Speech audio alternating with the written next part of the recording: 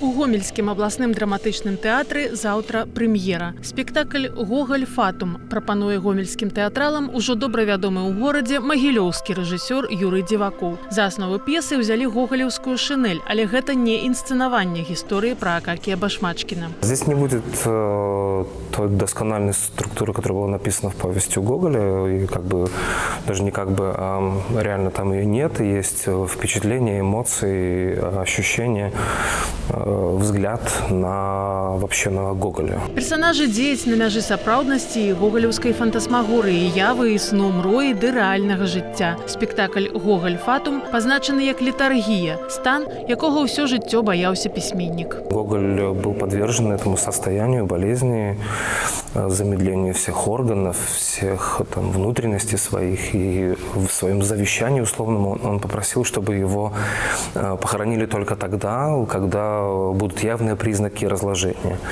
Поэтому много всяких загадок и много всяких вопросов осталось от того, что похоронили ли его вживую или не вживую. Так что вот здесь это тоже что-то чуть-чуть есть. Спектакль, у якім амаль няма сцэнаграфіі, але вельмі незвычайны візуальны шэраг. Можна будзе пабачыць на сцэне гомельскага драматычнага тэатру і яшчэ і ў ліпені.